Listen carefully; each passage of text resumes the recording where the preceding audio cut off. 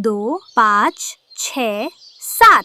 कालू जी, क्या आज इतनी सी ही कमाई हुई आपकी? हाँ गोरी, मैंने तो तुमसे पहले ही कहा था, जब जंगल में चिड़िया का मशहूर ढाबा चल रहा है तो हमारे ढाबे पर कौन आएगा। मैं कुछ नहीं जानती कालू जी, मुझे भी उस चिड़िया की तरह बहुत सारे रुपए पैसे चाहिए। गोरी, मैं कहाँ से लाऊं इतने रुपए पैसे? मुझे तो जंगल में कोई पक्षी नौकरी पर भी नहीं रखता। और जैसे कारोबार करके तो तुमने झंडे गाड़ दिए हैं ना। अपने मामा जी से उधार लेकर तुम्हें ढाबा खुलवा कर दिया था और तुम ये 2 नोट लेकर घर आ गए हो। तुम शुक्र करो कि ये 2 नोट ही मिल गए, कल से तो ये भी नहीं आने वाले। क्यों नहीं आएंगे? अपनी जुबान से ऐसी मनहूस बातें मत निकालो। गोरी कौवी बहुत लालची कौवी थी। गोरी कौवी के लालच का सबसे बड़ा कारण इसी जंगल में रहने वाली रानू चिड़िया थी। आओ गोरी, बताओ हमारे ढाबे से क्या लोगी? मोटी चोंच वाले, मैं कुछ खरीदने नहीं आई, बल्कि मैं तो अपनी बहन रानू से मिलने आई हूँ। अच्छा, रानू बहन तो अंदर रसोई में काम कर रही है, मैं बुलाता हूँ। तो हट मेरे रास्ते से और मुझे मेरी सुंदर सहेली के पास जाने दे। इतने में ही रानू चिड़िया वहाँ आ जाती है। गोरी बहन, आप इस समय यहाँ? क्यों चिड़िया, क्या मैं तेरे ढाबे पर नहीं आ सकती? आज मेरा बहुत मन कर रहा था अपनी सहेली रानू से मिलने का, तो बस चली आई। अरे नहीं, मेरा वो मतलब नहीं था। दरअसल मैं तो एक जरूरी काम से जंगल के बाहर जा रही हूँ। आप बैठिए। दूर से गोरी कौवी ये सारा नजारा देख रही थी। अच्छा, तो ये बात है। मैं भी सोचूं, आखिर इस चिड़िया के पास इतनी दौलत आई कहाँ से? तो चिड़िया की अमीरी का असली राज ढाबे की कमाई नहीं, बल्कि इस पेड़ का जादू है। शाम हो जाती है। गोरी कौवी कल्लू को अपनी आंखों देखा सारा किस्सा बताती है। वही तो गोरी, वही तो मैं भी सोचूं कि जब से उस चिड़िया का पति मरा है, उस पर गरीबी आने की बजाय इतनी शहंशाही कहाँ से आ गई। अब समझ में आया कि इतना बड़ा महल जैसा घर रानो चिड़िया ने कैसे बना लिया। कालू जी, हम भी ऐसा घर बना सकते हैं अगर तुम थोड़ी सी मेहनत करो तो। गोरी, क्या करना होगा, जल्दी बताओ। हम भी जाकर उस पेड़ को पानी देते हैं और अपनी गरीबी का रोना रोते हैं। देखना, वो पेड़ हमारी मदद जरूर करेगा। कह तो तुम ठीक रही हो गोरी, लेकिन अगर उस पेड़ को पता चल गया कि हम झूठ बोल रहे हैं तो? इसमें झूठ क्या है कालू? क्या हम गरीब नहीं हैं? मुश्किलों से एक ढाबा खोला था, वो भी नहीं चल रहा। खाने के लाले पड़े हुए हैं। हम तो उस चिड़िया से भी ज्यादा पेड़ की मदद के हकदार हैं। तो ठीक है, फिर हम कल ही उस पेड़ के पास जाएंगे। कल नहीं, आज रात ही हम उस पेड़ के पास जाएंगे, जब उसके आसपास कोई नहीं होगा। इसी तरह रात हो जाती है। कालू कौवा और गोरी कौवी अपने घर से निकलते हैं और उस जादुई पेड़ के पास पहुंच जाते हैं। जादुई पेड़, ये देखो, हम तुम्हारे लिए ठंडा और ताज़ा पानी भर कर लाए हैं। अरे वाह, ठंडा पानी! इस गर्मी में ठंडा पानी तो मेरी जड़ों तक ठंडक पहुंचा देगा। हम हर रोज ऐसा ठंडा और ताज़ा पानी भर भर कर तुम्हें दिया करेंगे पेड़ जी, बस तुम हमारा भी ख्याल रखना। हाँ, क्यों नहीं। इस जंगल में जो भी पक्षी मेरा ख्याल रखता है, मैं उसकी मदद जरूर करता हूँ। बताओ, तुम्हें क्या चाहिए? पेड़ जी, हम तो बहुत ही गरीब पक्षी है। हमने तो कभी 3 वक्त का भोजन खाकर भी नहीं देखा। तुम हमें इतना अमीर कर दो कि सारी जिंदगी हमें कमाने की जरूरत ही ना पड़े। वैसे तो तुम गरीब कम लालची ज्यादा लग रही हो, लेकिन फिर भी मैं तुम्हारी मदद जरूर करूँगा। एक तेज रोशनी निकलती है और उसी के साथ जादू से लकड़ी की 2 लाठियाँ प्रकट हो जाती है। ये क्या पेड़ देवता, हमने तुम्हें ताज़ा और ठंडा पानी दिया, इतनी मुश्किल से वह पानी अपनी कमर पर उठाकर लाए और तुम हमें ये लाठियाँ दे रहे हो। धैर्य रखो, मैंने कहा था ना, तुम दोनों में गरीबी कम और लालच ज्यादा झलकता है। मैं सही था। जो भी समझो, लेकिन हमें अमीर कर दो। मेरी बहुत इच्छा है कि मैं जंगल के अमीर पक्षियों में शामिल हो जाऊं। मेरे पास बहुत सारे सोने के गहने हो और एक बड़ा सा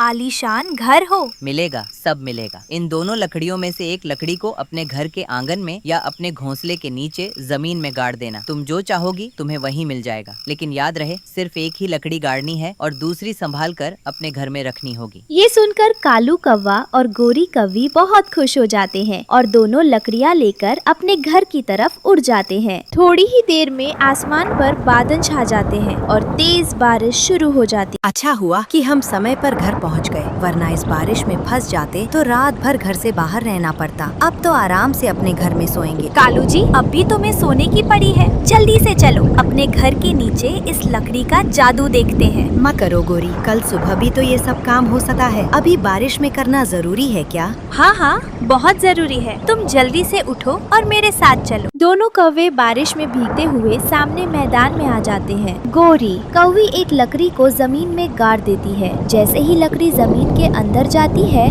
वहाँ से सोने के सिक्के गिरने लगते हैं। गोरी कौवी और कल्लू कौवा ये सब देखकर बहुत खुश हो जाते हैं। गौरी, ये तो सचमुच चमत्कार हो गया। इतना सारा सोना। इतना सारा सोना तो मैंने अपनी पूरी जिंदगी में नहीं देखा कालू जी। गोरी कौवी और कालू कौवा सोने की बहुत सी बोरियां भर लेते हैं। गोरी, अब तो हम भी जंगल के अमीर पक्षी बन गए हैं। अब तो मुझे कोई काम भी नहीं करना पड़ेगा, पैसा ही पैसा होगा। कालू जी, मैं तो कहती हूँ अब हम दूसरी लकड़ी भी इस्तेमाल कर लेते हैं। इतना भी लालच मत करो गोरी। याद है ना उस पेड़ ने क्या कहा था? सिर्फ एक ही लकड़ी इस्तेमाल करनी है। कलू, इस एक लकड़ी से हमें इतना सारा सोना मिला है, तो सोचो दूसरी लकड़ी से क्या क्या मिलेगा। सिर्फ हम ही नहीं, हमारी आने वाली कई पीढ़ियां भी बैठकर खाएंगी। दोनों कौवे लालच में आकर दूसरी लकड़ी भी इस्तेमाल करने का फैसला कर लेते हैं। लेकिन जैसे ही वे दूसरी लकड़ी जमीन में गाड़ते हैं, तो वहाँ से पहले वाला सारा सामान भी गायब हो जाता है और तभी एक बड़ा सा पत्थर आकर दोनों कौवों के सिर पर लगता है।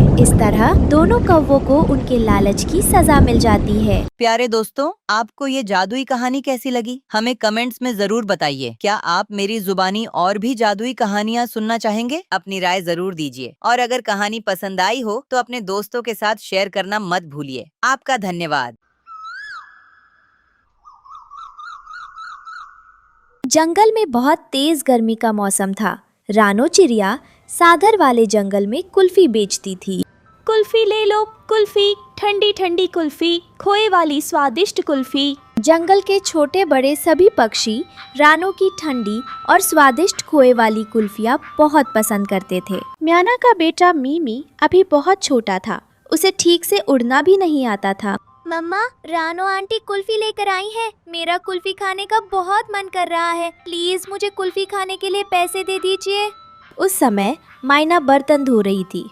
बेटा, थोड़ी देर रुक जाओ, मैं अपना काम पूरा करके तुम्हें पैसे देती हूँ। नहीं मम्मा, तब तक रानो आंटी दूर चली जाएंगी। मुझे अभी पैसे दे दीजिए, मैं खुद जाकर कुल्फी ले आता हूँ। मिमी अपनी माँ से पैसे लेकर रानो के पास जाता है। रानो आंटी, मुझे एक खोए वाली कुल्फी दे दीजिए। ये लीजिए पैसे। रानो उसे ठंडी ठंडी कुल्फी देती है और अपना ठेला लेकर आगे बढ़ जाती है। शाम हो जाती है। रानो के घर के दरवाजे पर दस्तक होती है। दरवाजा खोलने पर बाहर मायना और उसके पति खड़े होते हैं। रानो बहन, मेरा बेटा मीमी आपसे कुल्फी लेने आया था, लेकिन अभी तक घर वापस नहीं लौटा। ये आप क्या कह रही हैं बहन? मुझे तो लगा था कि वह उसी समय घर लौट गया होगा। हमारा बेटा अभी तक घर नहीं आया। हम आपसे झूठ नहीं बोल रहे। वह बहुत छोटा है, उसे ठीक से उड़ना भी नहीं आता। कृपया बताइए, हमारा बेटा कहाँ है? भाई साहब, आपका बेटा मेरे पास कुल्फी लेने जरूर आया था। मैंने उसे कुल्फी दी और फिर मैं अपना ठेला लेकर घर आ गई। उसके बाद वह कहाँ गया मुझे नहीं पता। और अगर आपका बेटा इतना छोटा था तो आपने उसे इतनी दोपहर में अकेले बाहर क्यों भेजा? लापरवाही आपकी है और इल्जाम मुझ पर लगा रहे हैं। इतना कहकर रानो दरवाजा बंद कर देती है और घर के अंदर चली जाती है। अगले दिन रानो घने जंगल में कुल्फी बेच रही थी। तभी छोटा मिठू उड़ता हुआ आता है। रानो आंटी, ये लीजिए पैसे। मुझे 2 ठंडी ठंडी कुल्फियाँ दे दीजिए। रानो उसे 2 कुल्फियाँ दे देती है। तभी दूसरी तरफ से बुलबुल आवाज लगाती है। अरे रानो, हमें भी 2 कुल्फियाँ देना, एक मेरे लिए और एक मेरे बेटे के लिए। शाम हो जाती है। एक बार फिर के दरवाजे पर दस्तक होती है। अरे मिठू भाई, आप रो क्यों रहे हैं? क्या हुआ? रानो चिड़िया, मेरा बेटा कहीं नहीं मिल रहा। क्या? छोटा मिट्ठू, अभी थोड़ी देर पहले ही तो वह मुझसे कुल्फी लेकर गया था। हाँ रानो, मेरा बेटा मुझसे पैसे लेकर तुम्हारे पास कुल्फी लेने गया था, लेकिन अभी तक घर वापस नहीं लौटा।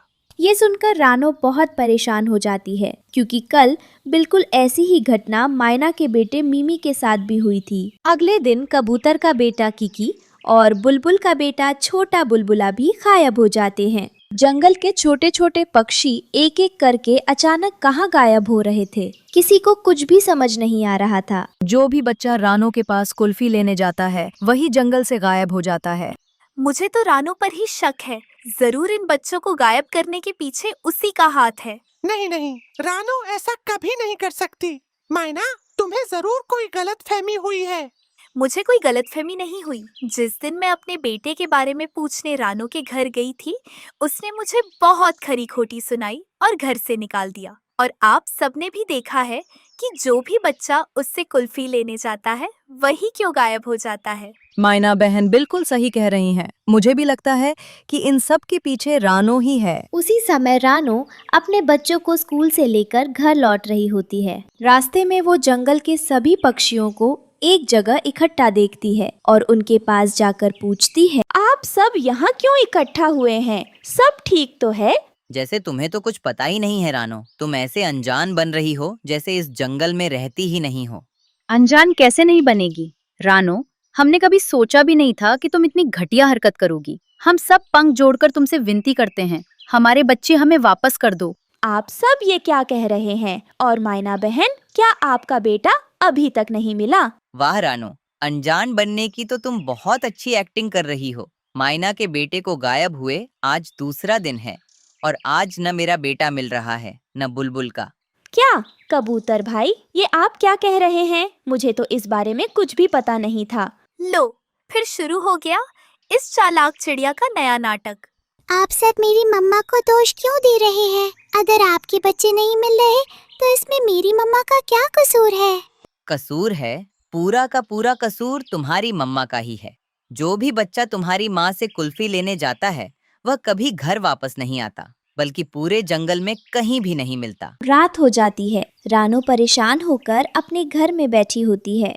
मम्मा, आप चिंता मत कीजिए, ये सब पक्षी झूठ बोल रहे हैं। हम जानते हैं कि आपकी कोई गलती नहीं है। ये सब बहुत बुरे हैं जो आपको इतनी बातें सुना रहे हैं। कुकू बेटा, इसमें उनकी कोई गलती नहीं है। सच तो यही है कि जो भी बच्चा मेरे पास कुल्फी लेने आया वह अपने घर वापस नहीं पहुंचा। ऐसे में उनका मुंह पर शक करना और नाराज होना गलत नहीं है। नहीं मम्मा, ना उनका गुस्सा सही है और ना ही उनका शक। क्या वे आपको नहीं जानते? क्या उन्हें नहीं पता कि पूरे जंगल की सबसे ईमानदार और नेक चिड़िया आप हैं? लेकिन आज तो आपके दोस्तों ने भी आपके खिलाफ बहुत बुरी बातें कही। मैं सबको साबित करके दिखाऊंगी कि इन बच्चों के गायब होने में मेरी मम्मा का कोई दोष नहीं है। अगले दिन गुड़िया अपनी सहेली मीना के घर जाती है और उसे सारी बात बताती है।